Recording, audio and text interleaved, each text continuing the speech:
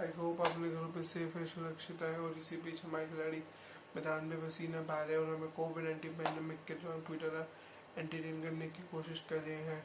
तो आज का जो हमारा वीडियो है वो है royal Challengers Bangalore Kolkata night Riders के हुए हुए मैच का रिव्यू।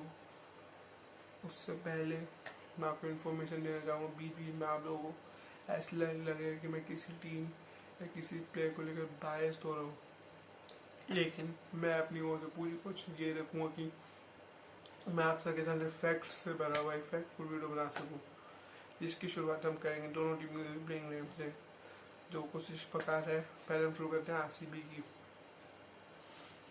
एरन Finch, Devdutt Padikkal, Virat Kohli, AB de Villiers, Gurkeerat Singh Mann, Washington Sundar, Chris Morris, Isuru राणा, मोहम्मद सिराज, नवदीप सैनी, युजवेंद्र चहल। और अब कलकत्ता की प्लेइंग इलेवन कुछ इस प्रकार: Rahul Tripathi, Shubman Gill, Nitish Rana, Tom Banton, Eoin Morgan captain, Dinesh Karthik, Pat Cummins, Prasidh Krishna, Varun Chakravarthy, Lockie Ferguson और कुलदीप यादव। तो ये थी दोनों टीमों की प्लेइंग इलेवन। अब भव्य जी पहले आप सभी को देंगे कोलकाता नाइट राइडर्स की बल्लेबाज का रिव्यू, उसके बाद मैं आपको दूंगा आरसीबी गेंदबाज का रिव्यू, फिर अब भव्य जी का आपको दिखेगा वीडियो कलकत्ता नाइट राइडर्स की गेंदबाजी का रिव्यू, फिर उसके बाद आपको दिखेगा आरसीबी बैटिंग का रिव्यू। तो ये बहुत अच्छा खासा इंटरेस्टिंग वीडियो होने वाला है, तो स्टे ट्यून रहिएगा। बहुत सारे चीज़ कंटेंट आने वाला है, एक्साइटिंग कंटेंट आने वाला है, तो stay tune. Bhavya ji, over to you. नमस्कार सभी का जो भी हमारे चैनल को देख रहे हैं। मैं आज बात करूंगा मैच की जो कि हुआ था आरसीबी और केकेआर के बीच में 21 अक्टूबर 2020। जैसे कि सभी मैचेस चल रहे थे, पर ये मैच थोड़ा अलग अलग यानी हर मैच में 100 से ऊपर या बड़े अच्छे टोटल्स बने थे। इस मैच में 85 रन का टोटल बना है। केकेआर ने क्या क्या मेरे हिसाब से गलतियां करी हैं। देखिए, स्लो स्टार्ट, एक रन एक ओवर में, चलिए ठीक है, एक रन मारा। कभी कभी कोई टीम मार भी नहीं पाती है, जीरो मतलब मेडन ओवर भी जाते हैं। पर आज दूसरे ओवर में थोड़े यानी कि ऐसा लग रहा था कोई रणनीति नहीं थी। टीम होती है वैसे टीम्स की रणनीति, पर आप बैटिंग की बात करूं मैं तो बैटिंग में उन्होंने इतना अच्छा प्रदर्शन किया नहीं है। जैसे राहुल त्रिपाठी वैसे बड़ा अच्छा खेल रहे थे। अगर वो आप अच्छे शॉट्स खेलते हैं, पर को ऐसा लग रहा है कप्तान बदलने की वजह से थोड़ा दिक्कत हो रही है कोलकाता को। जब दिनेश कार्तिक कप्तान थे तो उनको 4 जीत और 3 हार मिली थी, और अभी 3 मैचेस उनके कप्तान बदलने के बाद, मॉर्गन जब कप्तान बने तो 3 मैचेस हो गए हैं, 4 मैचेस उनके अभी बचते हैं, तो 3 मैचेस में से 2 हारे हैं। तो मेरे हिसाब से अभी के टाइम पे अगर आपको कप्तान बदलना था तो पहले जो शुरुआत ड्रीम 11 आईपीएल की जब शुरुआत हुई तो तब आपको बदलना चाहिए था। तो जो इन्होंने बैटिंग का बताऊं तो बैटिंग इनकी इतनी अच्छी नहीं गई। हालांकि कप्तान मॉर्गन ने 30 रन मारे। एक पार्टनरशिप की जरूरत थी, बीच में थोड़ी पार्टनरशिप आई भी थी पैट कमिंस और मॉर्गन के बीच में। पर अगर आपको आप स्पिन को अच्छा नहीं खेल रहे हैं तो आपको बड़े शॉट मारिए, पर थोड़ा पहले देख लीजिए जब गेंद दूसरे टीम के पक्ष में है तो आपको कैसे उससे आगे बढ़ना है।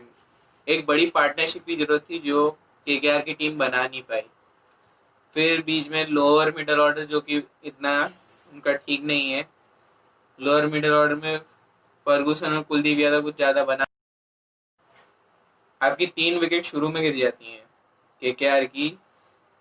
मैं ये कहना चाहता हूँ लोअर मिडल ऑर्डर भी कुछ खास नहीं बताया, तो मैं ये बता रहा हूँ कि जो इनकी 3 विकेट शुरू में गिर गई, उसके बाद जो इनको एक पार्टनरशिप की जरूरत थी जो कि दिनेश कार्तिक कर सकते थे। दिनेश कार्तिक ने, मेरे को याद है, कप्तानी इसलिए छोड़ी थी कि उनको अपनी बैटिंग पे अपना ध्यान देना था। पर बैटिंग पे अगर ध्यान देना था तो उस टाइम पे एक बड़ी पार्टनरशिप की जरूरत थी जो कि मॉर्गन के साथ। अगर मॉर्गन ही अकेले खेलेंगे तो दूसरी टीम, दूसरे प्लेयर्स ढंग से प्रदर्शन नहीं कर रहे। मतलब एक साथ की जरूरत है मॉर्गन को एक साथ में। जैसे उनके पिछले मैच में उन्होंने अच्छा साथ दिया था पैट कमिंस ने, पर पैट कमिंस भी इस बार ज्यादा नहीं, तो बैटिंग बहुत अच्छी नहीं गई। मैं बैटिंग मतलब किसी ने भी 15 और स्कोर ही 84 बना पाए। आप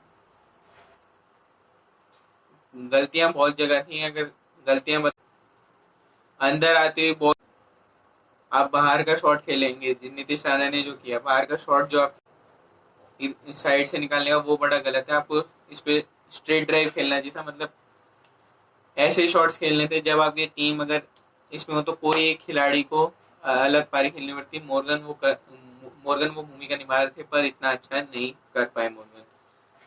आज कुछ ज्यादा बोलने के लिए तो है नहीं केकेआर के लिए, पर केकेआर को अगर आगे कुछ करना है बैटिंग में तो बैटिंग अपनी बहुत, क्योंकि ऐसी बैटिंग से आगे कुछ मैं कहना चाहता हूँ कि कुछ चलेगा नहीं। ऐसी बैटिंग यानी हर एक को अपना रोल अदा करना पड़ेगा। आपको रन मांड बनी 1 रन 0, ये अच्छा स्कोर नहीं है। मेरे हिसाब से ये अच्छा स्कोर तो नहीं है। अबू धाबी के पिच पे अबू धाबी के पिच पे थोड़ा अलग स्कोर देना पड़ता है। तो बस, तो आइए हम शुरुआत करते हैं आरसीबी की गेंदबाजी से जिन्होंने पहले की। तो ड्रीम स्पेल रहा, ड्रीम गेंदबाजी रही आरसीबी द्वारा। पहले वो क्रिस मॉरिस ने अच्छी टाइट लाइन और टाइट लाइन के लेंस के साथ डाला, उसके बाद आए मोहम्मद सिराज। क्या मतलब, नाम ही नाम जैसा काम, एकदम सटीक लाइन सटीक लेंस डाली, विकेट चटकाई। पहली गेंद पे एक बढ़िया in swing test match line length वाली गेंदबाजी की मोहम्मद सिराज ने, एकदम आके आगे रखी गेंद तो स्विंग कराए और पहले ओवर में 2 सफलताएं दिलाई आरसीबी को, जिसमें से पहली थी राहुल त्रिपाठी की जो कैच किए पीछे एबी डिविलियर्स ने, और फिर नीतीश राणा को बड़े इन स्विंगर। फिर अगले ही ओवर में शुभमन गिल का कैच, शुभमन गिल को ने भी सेंड आउट किया डी मिड विकेट और डी मिड विकेट के बीच में। और फिर उसका जैसे कलकत्ता की बल्लेबाजी ढेर हो गई, फिर उसके बाद जाके टॉम बेंटन को फिर अगले ही ओवर में आउट किया मोहम्मद सिराज ने, और फिर अपने ही एक ड्रीम स्पेल रहा मोहम्मद सिराज का। और मोहम्मद सिराज ने अपने मेडन 2 ओवर डाले जो आईपीएल की हिस्ट्री में होता है किसी खिलाड़ी ने नहीं डाले, तो मोहम्मद सिराज को ह्यूज कॉन्ग्रेचुलेशन। वो पहले ऐसे खिलाड़ी हैं जिन्होंने एक मैच में 2 लगातार मेडन ओवर्स डाले हों। वो भी कमाल लाजवाब की गेंदबाजी है, एक प्लान के साथ आया, एग्जीक्यूशन बढ़िया, एक स्विंग आया, एक टेस्ट मैच आई, लाइन और लेंथ रखी उन्होंने और एक अच्छा खासा प्लान दिखा। आरसीबी ने शुरू से गेम को अपने पक्ष में रखा, कलकत्ता के बजाने ने बिल्कुल नहीं दिया। फिर यदि आप बात कर लीजिए स्पिनर्स की, या बात कर लीजिए पेसर्स की, नवदीप सैनी, क्रिस मॉरिस, उड़ाना जिन्होंने की, लेकिन मेरे लिए मैन ऑफ द मैच थे Mohammed Siraj. Man to watch out for Mohammed Siraj, चूँकि मैन ऑफ द मैच थे मेरे लिए मोहम्मद सिराज। एक एक आरसीबी की यही बड़ी खासियत रही, मैन ऑफ द मैच थे मेरे लिए मोहम्मद सिराज।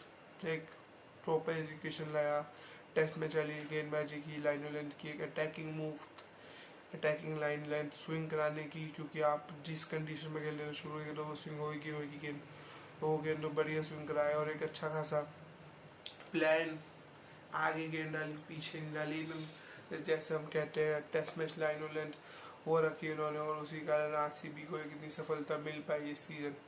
तो उसके लिए आरसीबी को ह्यूज कॉन्ग्रेचुलेशन और मोहम्मद सिराज को वेल डन।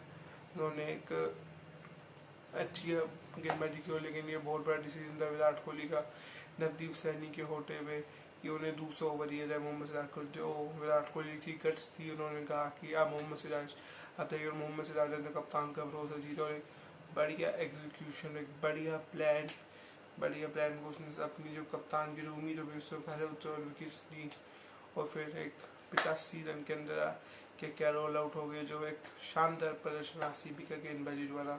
और यही साबित होता है कि इस साल आरसीबी क्यों नंबर टॉप 2-3 में एक प्रॉपर प्लान्स हैं इनके पास, उस प्लान को एग्जीक्यूट करने और उनके पास विकल्प भी हैं कि हाँ हमारे पास यदि ये खिलाड़ी नहीं खेला तो ये खिलाड़ी खेल रहा है, इसलिए इस साल ऑक्शन में माइक हैसन को जितना मुझे थैंक यू बोले उतना मैं प्लान्स के साथ आरसीबी ने ऑक्शन में गई और अब देखिए रिजल्ट। और इस मैच की बात करें तो एक अच्छा खासा मैच रहा है ये, सिंगल हैंडेडली रहा, शुरू से वन साइडेड रहा मैच। मुझे कोई लगता नहीं कि ऐसा वन साइडेड मैच मैंने अब तक देखा होगा। मैं बहुत सारे वन साइड मैच, लेकिन इस मैच इसमें जो खास बात है वो मोहम्मद सिराज की गेंदबाजी आगे रखी, एक स्विंगिंग। जो मुझे जो सबसे बेहतर गेंद लगी थी वो थी राहुल त्रिपाठी वाली। उन्होंने सटीक एक इंच इतनी इंच हुई एकदम टिप्पा पड़ के एकदम स्विंग और फिर बल्ला लग के बड़ी इसका कैच, वो मेरे बेस्ट बॉल थी इस मैच की। और सेकेंड यदि मैं बात करूँ मिडल ओवर्स की, तो मिडल ओवर्स में भी आरसीबी ने पल्ला भाई रखा, स्पिनर्स ने आसानी से रन नहीं दिए, लीक नहीं किए, प्ले एंड मिस। और फिर युजवेंद्र चहल ने पैट कमिंस तो आउटसाइड ऑफ स्टंप डाल के फंसाया और आउटसाइड ऑफ स्टंप फ्लाइट में बीट करके कवर्स की तरफ साइड कवर्स लॉन्ग ऑन के बीच की तरफ फंसाया। और उससे ही पहले दिनेश कार्तिक जो बेस्ट स्पिनर है उन्हें रिव्यू उन्हें दिनेश कार्तिक जो के बेस्ट स्पिनर प्लेयर है उन्हें गूगली से फंसाया कि चहल ने एक गूगली डाली, चहल ने दिनेश कार्तिक के बैट पे लगी और वो आउट हुए। अंपायर ने नोट आउट किया, फिर आरसीबी में रिव्यू लिया, फिर डिसीजन टर्न होकर आउट हुआ।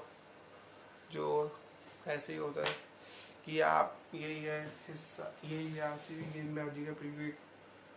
पूरी तरह से आरसीबी ने इस मैच को अपने कंट्रोल में रखा और दिखा दिया कि हाँ क्यों हम इस साल बहुत बेहतर खेल रहे हैं और क्यों हमें कहा जा रहा है कि हाँ हम बेस्ट हैं और हम बेस्ट ही रहेंगे। ये था आरसीबी गेम मैच का प्रीव्यू। अब भव्य जी ओवर टू यू, आपको क्या लगता है कि कैसी बल्लेबाजी की, क्या और ज़्यादा रुक के खेला जा सकता है, क्या और ज़्यादा रुक के प्लान गेम छोड़ा जा सकता था? ओवर टू यू भव्य जी। अब आ जाते हैं केकेआर की बॉलिंग की बात। तो बॉलिंग में उन्होंने इतना खास प्रदर्शन तो नहीं किया। बॉलिंग जो उन्होंने की है बहुत, अगर आपको पता है जैसे कि आरसीबी टीम ने किया बॉलिंग में, अगर आपको पता है कि आपका स्कोर टोटल थोड़ा कम है तो आपको अर्ली ब्रेक थ्रू तो चाहिए ही चाहिए, चाहे वो पैट कमिंस दिलाएं, लॉकी फर्गसन दिलाएं या कुलदीप यादव या वरुण चक्रवर्ती, जितने भी उनके बॉलर हैं, शिवम मावी, जो भी उनके बॉलर हैं, उनको विकेट्स। और राहुल त्रिपाठी ने जो ये टाइम होता है जब आपके पास मौके आते हैं। शुरू में देवदत्त पाडिक्कल का कैच आया था, वो आपने ड्रॉप क्यों किया? जब आपको पता है आपके पास और बड़ा कम किया है, जब आपने स्कोर बड़ा कम बनाया है तो आपको और फील्डिंग अपनी और टाइट करनी पड़ेगी। क्यों? क्योंकि स्कोर बहुत छोटा है और दूसरी टीम के पास प्लेयर है अच्छे खासे हैं, तो आपको स्ट्रेटेजी उसके हिसाब से बनानी थी कि स्कोर कम हो, रन्स बिल्कुल ही नहीं देने थे। जैसे आपका स्कोर 17 पे 4 था पावर प्ले के बाद, वैसा ही उनपे भी दबाव बनाना चाहिए था। अगर आपकी भी टीम सेम दबाव बनाती तो शायद से वो टीम भी कम स्कोर पे हो जाती। पर बॉलिंग में लॉकी फर्गसन ने एक विकेट ली, पर वो भी उस टाइम तक आधा स्कोर बन चुका था। पर अगर वहां से भी अगर आगे थोड़ी विकेट्स लेने का सोचते तो अच्छी फाइट दे सकते थे आरसीबी को। और बॉलिंग में आपको चौके नहीं पड़ने, फोर्स बचाने थे, फील्डिंग ऐसी था कि एक रन भी ना मिले ऐसी करनी थी, पर वो मुश्किल था। मैं ये कहना चाहता हूँ अगर बैटिंग में अच्छा स्कोर बना होता तो बॉलिंग पे ज्यादा प्रेशर नहीं आता। बॉलिंग अच्छी है पर बैटिंग का अगर अगली बार इनको डिफेंड करने को मिलता तो स्कोर अच्छा खासा होना चाहिए, नहीं तो बॉलिंग पे प्रेशर ज्यादा आता है। 85 का 84 डिफेंड करना बहुत मुश्किल है। मुझे याद है वो टाइम जो केकेआर ने ऐसे ऐसे ही आरसीबी को 49 पे ऑल आउट किया था। आज उस दिन भी वो कर सकते थे, 21 तारीख को भी वो कर सकते थे काम, पर कर नहीं पाए।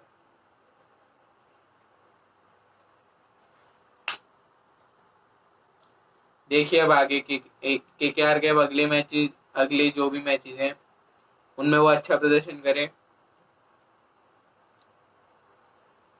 मैं तो ये कहूंगा। बाकी इसी के साथ धन्यवाद। धन्यवाद आप सभी का जो जिन्होंने ये चैनल देखा। प्लीज हमारे चैनल को लाइक, शेयर, कमेंट, सब्सक्राइब जितना कर सब्सक्राइब करें, अपने दोस्तों में शेयर करें, जितना कर सकते हैं करें। आप सभी का प्यार होगा तभी हम, आप सभी का प्यार बना रहे हमारे साथ, हमारी यही मनोकामना है। इसी के साथ